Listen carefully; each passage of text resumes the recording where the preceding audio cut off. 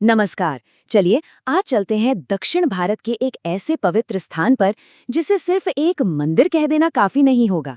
ये तो आध्यात्मिक ऊर्जा का एक बहुत बड़ा केंद्र है। हम बात कर रहे हैं आंध्र प्रदेश के श्री शैलम पर्वत पर मौजूद मल्लिकार्जुन ज्योतिर्लिंग मंदिर की। तो आइए साथ मिलकर इसके रहस्यों को जानते हैं। पर सवाल ये उठता है कि भारत में हजारों पवित्र स्थान हैं, तो फिर श्रीशैलम में ऐसा क्या खास है? ये इतना अनोखा क्यों माना जाता है? चलिए इसी सवाल का जवाब ढूंढते हैं। देखिए, श्रीशैलम की सबसे बड़ी खासियत का जो राज है वो छिपा है एक बहुत ही दुर्लभ संगम में। एक ऐसा संगम जो इसे भारत के सबसे शक्तिशाली तीर्थों में से एक बना देता है। सबसे पहले तो श्रीशैलम भगवान शिव के उन 12 सबसे पवित्र स्थानों में से एक है, जिन्हें हम ज्योतिर्लिंग के नाम से जानते हैं। ज्योतिर्लिंग का सीधा सीधा मतलब है प्रकाश का स्तंभ। ये भगवान शिव की उस अनंत ऊर्जा का प्रतीक है जिस पर यह पूरा ब्रह्मांड टिका है। और बात यहीं खत्म नहीं होती। ये जगह देवी की शक्ति का भी एक बहुत बड़ा केंद्र है, क्योंकि ये 18 मुख्य शक्तिपीठों में से भी एक है। ये वो पवित्र जगह हैं जहां देवी सती के शरीर के अंग गिरे थे, और हर पीठ को दिव्य स्त्री ऊर्जा का एक पावरफुल सोर्स माना जाता है। तो यही वो बात है जो श्रीशैलम को इतना असाधारण बनाती है। यहाँ शिव और शक्ति यानी हिंदू धर्म की दो सबसे बड़ी ताकतें एक ही जगह पर मिलती हैं। सोचिए, एक ही स्थान पर ज्योतिर्लिंग और शक्तिपीठ का होना।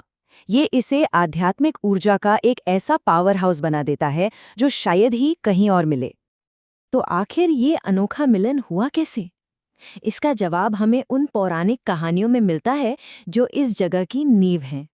सबसे पहले यहाँ भगवान शिव के नाम को ही देखिए, मल्लिकार्जुन।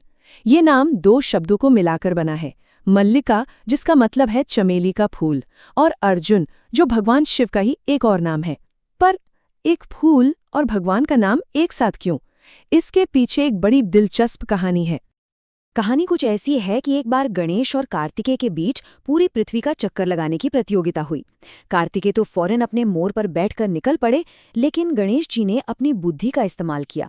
उन्होंने अपने माता पिता शिव और पार्वती के ही चक्कर लगा लिए, क्योंकि उनके लिए तो वही पूरी दुनिया थे। जब कार्तिकेय लौटे और उन्हें अपनी हार का पता चला, तो वो नाराज होकर दक्षिण चले आए। उन्हें मनाने के लिए शिव और पार्वती खुद यहाँ आए और उन्हें मल्लिका यानी चमेली के फूलों से मनाया। बस उसी प्यार भरे पल की याद में शिव यहाँ मल्लिकार्जुन कहलाए। अब बात करते हैं देवी की। यहाँ देवी का नाम है भ्रमरांबा। भ्रमर का मतलब होता है काली मधुमक्खी। कहानी है कि एक बार जब एक असुर ने बहुत आतंक मचाया, तो देवी ने हजारों मधुमक्खियों का एक उग्र रूप धारण किया और उसका अंत कर दिया। ये नाम उनके शक्तिशाली रूप का प्रतीक है। और यहीं पर शक्तिपीठ वाली कहानी जुड़ जाती है। माना जाता है कि इसी श्रीशैलम पर्वत पर देवी सती का एक अंग गिरा था, जिससे ये जगह देवी की दिव्य शक्ति से हमेशा के लिए पवित्र हो गई। तो इस तरह ये कहानियां हमें बताती हैं कि कैसे ये स्थान शिव और शक्ति दोनों का घर बन गया। चलिए अब पौराणिक कथाओं से थोड़ा आगे बढ़ते हैं और देखते हैं कि कैसे ये पवित्र स्थल एक भव्य ऐतिहासिक स्मारक बना। इस मंदिर की जड़ें सिर्फ कहानियों में नहीं, बल्कि इतिहास में भी बहुत गहरी हैं। पुराणों में तो जिक्र है कि खुद भगवान राम और पांडवों ने यहाँ आकर पूजा की थी। और अगर हम सबूतों की बात करें तो यहाँ 5वीं सदी के शिलालेख मिलते हैं, जो बताते हैं कि ये जगह सदियों से आस्था का एक बड़ा केंद्र रही है। समय के साथ साथ दक्षिण भारत के बड़े बड़े राजवंशों ने इस मंदिर को और भी भव्य बनाया। जैसे कि काकतीय वंश ने इसके ऊंचे ऊंचे गोपुरम बनवाए, विजयनगर साम्राज्य ने इसे विशाल दीवारों से और मजबूत किया, और चालुक्य राजाओं ने यहाँ की मूर्तिकला को एक अलग ही लेवल पर पहुंचा दिया। मतलब हर दौर ने यहाँ अपनी एक छाप छोड़ी है।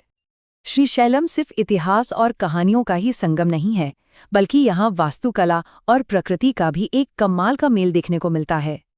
मंदिर की बनावट द्रविड़ शैली का एक बेहतरीन नमूना है।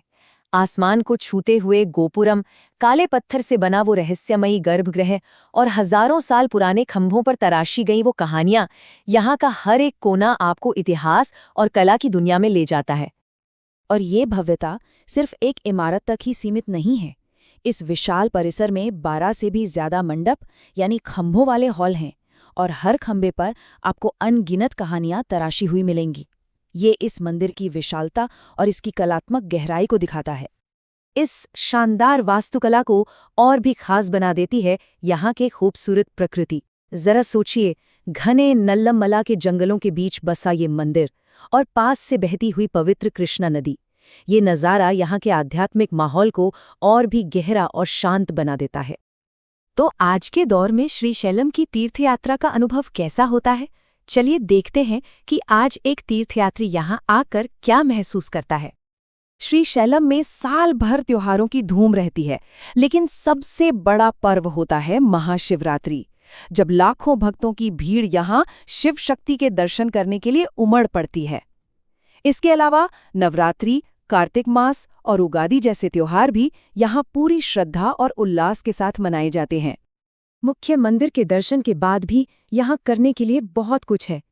लोग कृष्णा नदी पर बने विशाल श्रीशैलम बांध को देखने जाते हैं, पट्ठलगट्टा की शांत गुफाओं में जाकर ध्यान लगाते हैं, या नदी के किनारे बने सहस्रलिंग घाट पर आध्यात्मिक शांति महसूस करते हैं। ये सब मिलकर इस यात्रा को एक पूरा अनुभव बनाते हैं। भक्तों की ऐसी गहरी आस्था है कि श्रीशैलम की यात्रा करने से न सिर्फ मन को शांति मिलती है, बल्कि जीवन की कई रुकावटें भी दूर होती हैं। ऐसा माना जाता है कि यहाँ दर्शन करने से ग्रह दोष शांत होते हैं, परिवार में प्यार और सद्भाव बढ़ता है और जीवन की मुश्किलें धीरे धीरे कम होने लगती हैं। तो अंत में ये कहना बिल्कुल सही है कि ये स्थान सिर्फ मंदिर नहीं, ये एक ऊर्जा केंद्र है। श्रीशैलम सच में शिव और शक्ति की दिव्य ऊर्जाओं का एक जीवंत संगम है, जो सदियों से आस्था रखने वालों को अपनी ओर खींचता रहा है।